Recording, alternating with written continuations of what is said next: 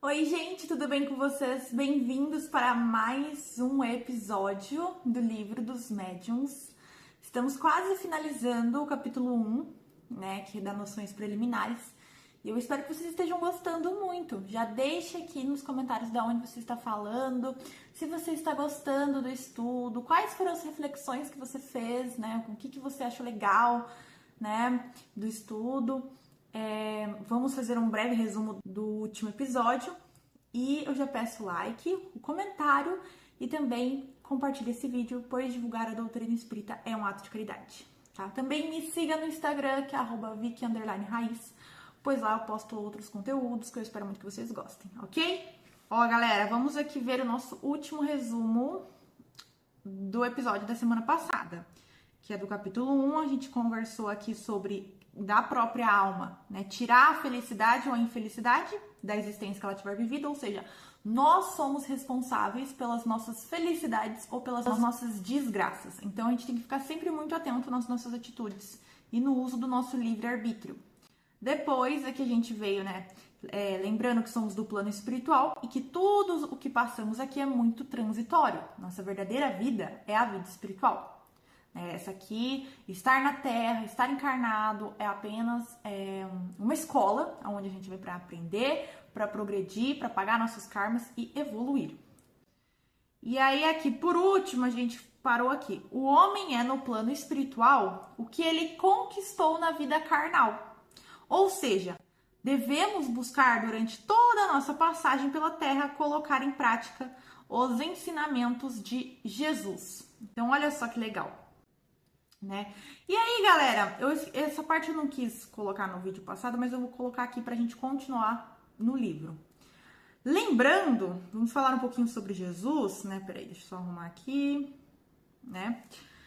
Lembrando que Jesus impactou a sociedade de uma maneira absurda. A gente tem que lembrar disso, tá? Por que quando a gente fala, temos que colocar os ensinamentos de Jesus? Por quê? Porque Jesus veio ensinar o amor. Como era a sociedade antes de Jesus? Né? Se hoje ainda somos muito primitivos, imagine na época de Jesus. Como era? Então, assim, as pessoas não sabiam o que era amor, elas não sabiam o que era amar, elas poderiam até sentir esse sentimento, mas elas nem tinham noção do que era. Então chegou Jesus, maravilhosamente, né? Pregando o amor, ensinando o amor, né? Entre muitos outros ensinamentos. Então aqui eu coloquei aqui, ó. Antes de Jesus vir, a sociedade agia e pensava de uma maneira. Jesus chegou falando do amor, que fez com que mudassem completamente a forma de ver a vida e de como agir sobre ela. Depois que Jesus passou na Terra, não é à toa. Gente, se Jesus fosse só mais um, ninguém ia lembrar dele hoje. Vocês sabem disso. Mas passou anos, milhares de anos. E ele está aqui até hoje sendo lembrado, sendo falado, sendo pregado, usam o nome dele em prol do bem, usam o nome dele em prol do mal, né? Infelizmente, temos pessoas que fazem isso. Então, olha só como Jesus impactou nossa sociedade. Interessante, né? E aí, galera, vamos lá. Vamos para o nosso livrinho aqui. Paramos nessa parte, tá? Vamos continuar a partir daqui. Para quem quer acompanhar, aqui no PDF, na página 22, finalzinho do item 3 do primeiro capítulo das noções preliminares a espíritos. Vamos lá então, galera. Imaginemos primeiramente o espírito em sua união com o corpo. O espírito é o ser principal, porque é o ser pensante e sobrevivente. O corpo é apenas um acessório do espírito, um envoltório, uma vestimenta que ele deixa quando está muito usado. Ó, gente, então vamos lá. Vamos sempre lembrar disso. O espírito é o ser pensante, é o ser sobrevivente, é o ser a consciência, né? O corpo, ou seja, isso que vocês estão vendo aqui, é um acessório, é uma vestimenta. Igual no episódio, acho que no primeiro episódio que a gente falou sobre isso. Eu já fui diversas pessoas, mas o meu espírito foi sempre o mesmo. E esse meu espírito, ele viveu por diversas experiências no corpo humano, né? Como vocês também. Então é interessante a gente pensar isso, que o teu corpo, ele não é o ser pensante. O teu espírito é o ser pensante. E aí depois, ó, o espírito tem um segundo semimaterial, material que une ao primeiro. Na morte, o espírito se despoja deste, mas não do segundo, que chamamos de perispírito. Esse envoltório semimaterial tem a mesma forma do corpo. Então, por exemplo, quando você desdobra, né, é o teu espírito com o teu perispírito, certo? Então, por isso que tem a mesma aparência. Por exemplo, se eu olhar aqui para o meu anjo da guarda agora, né, ele tem uma forma parecendo um humano, né, uma pessoa normal, mas ele não está na forma dele humana, ele não é encarnado. Né, ele está, ali está o espírito dele junto com o perispírito, que é o que fica por cima ali do espírito, vamos dizer assim. É a segunda veste, né, a que fica ali junto sempre do espírito, né?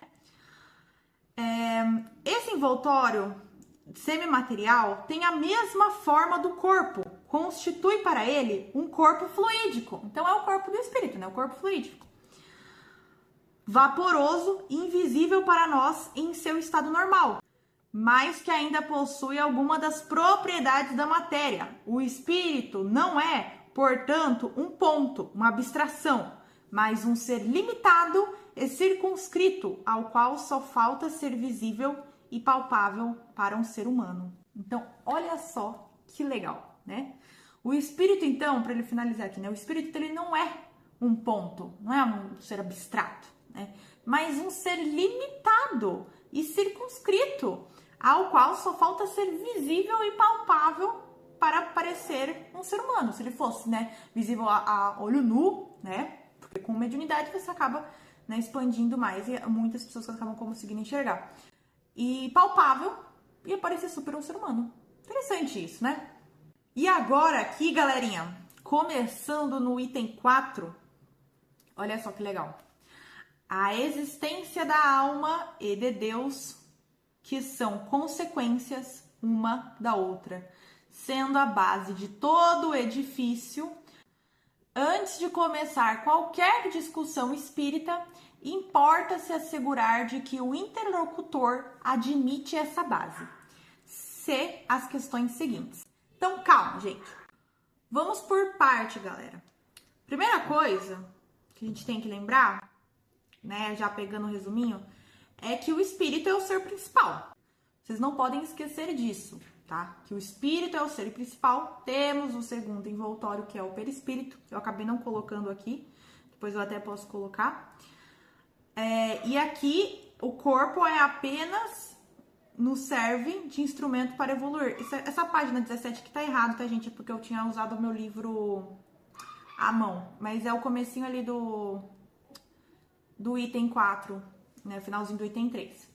Então, o corpo é apenas nos serve de instrumento para evoluir, sendo assim o espírito o ser principal. A existência da alma e de Deus são consequência uma da outra. Então, olha só que interessante isso. A existência da alma e de Deus são consequência uma da outra. E é interessante a gente analisar isso porque realmente a alma, né, uma coisa liga a outra. A alma liga a Deus, Deus liga a alma. Deus está dentro de nós. Talvez, isso é uma coisa minha, tá? Mas talvez a alma seja um pedacinho de Deus dentro de nós, né, que nos faz seres vivos. Né? Isso aqui não está no livro, tá? Essa parte aqui da existência da alma de Deus são consequências estão no livro, mas eu tô falando dessa reflexão minha, né? Então, são codependentes, né? Uma vem da outra. E assim vice-versa. Então, é muito interessante a gente parar para ver esse lado. E aí, Kardec aqui, ó, no livro que a gente tava lendo, ele coloca para você começar uma conversa com alguém em relação ao espiritismo, né, a espiritualidade no geral, tenha essas 3 respostas dessas perguntas. Você tendo essas 3 respostas, os assuntos, eles podem fluir de melhor maneira. E aí, gente, eu deixei aqui separadinho no nosso resumo, que é: acredita em Deus? Então, para você começar um debate sobre espiritismo e espiritualidade, já começa com essa pergunta. Acredita em Deus? 2. Acredita ter uma alma? Porque isso é muito importante. Como que você vai discutir com a pessoa se a pessoa não acredita em Deus, não acredita ter uma alma, né? Assim, acaba sendo um diálogo um pouco mais fechado, um diálogo mais desnecessário até, né? Agora, quando tem as 2 respostas positivas, já é um avanço. Já quer dizer que você pode ali, né, tentar iniciar uma conversa que pode ser muito interessante, muito legal. E aí a terceira pergunta é: acredita na sobrevivência da alma após a morte? Então, anotem essas 3 perguntas. Um dia que você for fazer aí um debate, discutir, né, conversar com as pessoas sobre espiritismo, sobre espiritualidade, tem essas 3 perguntas aqui, as respostas. Assim vai fluir muito melhor a tua conversa, o teu diálogo, o teu debate aí com a pessoa, tá? Kardec deixa isso bem claro, né? E até eu coloquei aqui, ó, tendo essas respostas, será mais fácil falar sobre espiritismo, né? Então isso é muito interessante. E aí a gente vai voltar aqui para o nosso livrinho e vermos aqui, ó. Olha só o que Kardec fala, tá? Não sou eu, não é o Eduardo, é Kardec. Seria inútil prosseguir. Seria como demonstrar as propriedades da luz a um cego que não admitisse a existência da luz, porque as manifestações espíritas não são outra coisa senão os efeitos da propriedade da alma. Ou seja, todas as manifestações espíritas, desde você escutar um toque-toque na tua janela, ó, um toque-toque na sua janela, ou um prato quebrando, né, que antigamente tinha esses fantasmas que quebravam pratos, as mesas girantes, que foi da época de Kardec, né, entre muitas outras coisas, é efeito apenas da propriedade da alma. Por quê? Porque é um espírito que faz aquilo. Então, não tem mágico, não tem... No capítulo 2 a gente vai entender mais sobre isso, mas você vê que não há efeito sem causa. Anotem isso. Não há efeito sem causa, está no Livro dos Espíritos, nas primeiras questões. Não há efeito sem causa. Então, logo, a causa de um fenômeno espírita, a causa é a existência da alma. É a sobrevivência da alma após a sua morte. Nada mais além disso. Então, eu gosto muito de Kardec por conta disso. Ele responde as questões da sua maneira mais simples possível. Ele pega um assunto super complicado, ele vai destrunchando, ele vai abrindo assim, ó. Eu vejo como se fosse um pacote. Ele vai abrindo, abrindo, abrindo. E quando você vê, você fala, é isso. É apenas isso. Porque é tão simples. É tão natural. É tão incrível. E aí as pessoas complicam e deixam tudo complexo, tudo difícil. Não. É apenas isso. Não há efeito sem causa. Sabe? E ele fala que seria inútil prosseguir uma discussão onde a pessoa não acredita em nenhuma dessas 3 coisas, dessas perguntas. Né? Então é legal. E aí ele continua aqui, ó. Resta saber se o espírito pode se comunicar com o homem. Quer dizer, pode fazer com ele uma troca de pensamentos. E por que não? Kardec já manda na lata. E por que não? O que é o homem senão um espírito aprisionado em um corpo? Porque o espírito livre não poderia se comunicar com o espírito cativo. Como um homem livre pode com aquele que está acorrentado? Então, eu faço essa pergunta para vocês. Por que um espírito não poderia se comunicar com alguma pessoa que está encarnada? Não poderia se comunicar comigo, com você? Por que não? Sendo que você é um espírito encarnado. Ele fala que você é um espírito aprisionado em um corpo. Estamos aprisionados num corpo. Né? Então, por que um espírito livre não poderia se comunicar com um espírito cativo? Claro que poderia. Por que não? Seja por intuição, seja falando, seja mostrando, né, apresentando na frente da pessoa, seja canalizando, por que não? E aí, galera, vamos aqui para o nosso resumo, tá? A gente estava falando aqui das perguntas, falamos do espírito, né, por que um espírito não pode se comunicar. E aí aqui também eu coloquei no resumo. Até hoje, galera, ninguém trouxe argumentos palpáveis para que a gente possa acreditar que a alma não existe. Ninguém trouxe argumentos palpáveis. O maior argumento é sempre, não acredito, portanto, é impossível. Então, igual eu falo, não é porque eu não acredito em espíritos que não vai ter um espírito aqui do meu lado. Claro que não. Pelo contrário, tem. E aí, gente, para finalizar o livro o primeiro capítulo, né, das noções preliminares, ele faz aqui uma questãozinha muito legal. Ele coloca alguns tópicos pra gente poder ter uma noção de como foi esse primeiro capítulo. Olha só que legal. Que é né? Que é o ser que pensa em nós durante a vida não deve pensar mais após a morte. Que isso a gente já viu, né? Que é uma grande mentira, né? Porque o que faz com que a gente pense durante a vida é o espírito. O espírito é o ser pensante, a gente acabou de ver isso, né? E quando a gente morre, continuamos com o nosso espírito por aí, né? E levamos o que deixamos aqui. Então, se a gente foi uma pessoa ignorante, uma pessoa egoísta, uma pessoa orgulhosa, a gente leva isso depois que morre, né? A gente continua sendo assim. 2. Que se ele pensa, não deve pensar mais naqueles que ele amou. Não também, porque a gente lembra assim, das pessoas que a gente amou, né? Inclusive, às vezes isso se torna um problema. A gente está acompanhando isso no livro Nosso Lar, que para quem não sabe, eu faço o estudo do livro Nosso Lar, de Chico Xavier pelo Espírito André Luiz, só que eu faço no canal Espiritismo Raiz Estudos, tá? Então o link vai estar aqui na descrição para vocês irem fazer o estudo, tá maravilhoso. E a gente vê que a família, né, ali do espírito que tinha desencarnado estava pensando nele, só que ele estava acabando sofrendo com isso. Mas eu não vou falar mais para vocês ir lá fazer o estudo. 3. Que se ele pensa naqueles que amou, ele não deve querer se comunicar com eles. Claro que não. Gente, a saudade existe nos dois mundos, igual dizia Chico Xavier. Vou pedir pro editor colocar a frase aqui.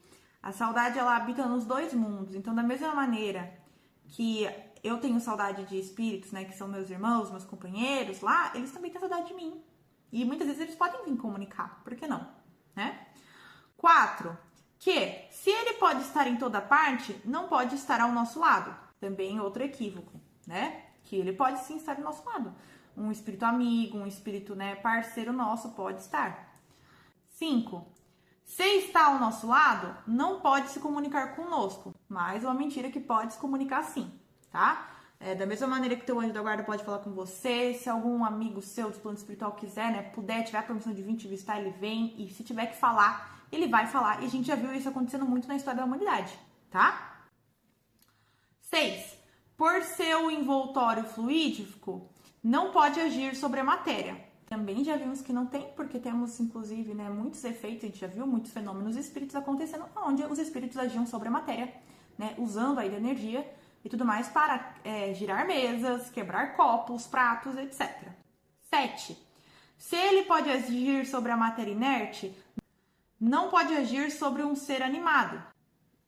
Então, galera, claro que ele pode agir sobre um ser animado. Inclusive, o 8, ele fala aqui, ó. Se pode agir sobre um ser animado, ele pode dirigir sua mão para fazê-lo escrever, que é a famosa psicografia que o nosso médium aí, Chico Xavier, praticava, fazia, e o espírito, claro que pode fazer isso, né, se for necessário e ele quiser. E agora o 9 aqui pra gente finalizar, que, podendo fazê-lo escrever, ele não pode responder às suas perguntas, ele é transmitir seu pensamento. Também é um equívoco, porque o espírito ele pode sim, se ele quiser responder suas perguntas.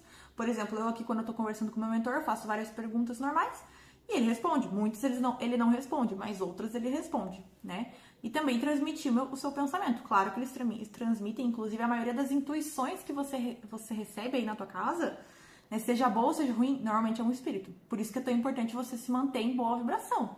Porque você se mantendo em boa vibração, fazendo o evangelho no lar, fazendo a reforma íntima, as intuições que você recebe vão ser do seu anjo da guarda, né?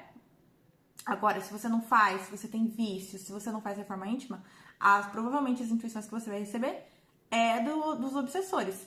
Ah, mas o que quer dizer que meu anjo da guarda não vai mandar intuição pra mim? Mandar, ele vai sempre mandar. Só que quando você não faz reforma íntima, não faz evangelho no lar, né, não busca se melhorar, a tua vibração fica baixa, a tua vibração fica aqui, e o teu anjo da guarda tá aqui. Então, como que você vai receber um pensamento de um ser que tá aqui se você tá aqui? Você vai receber dos seres que estão aqui, que são obsessores.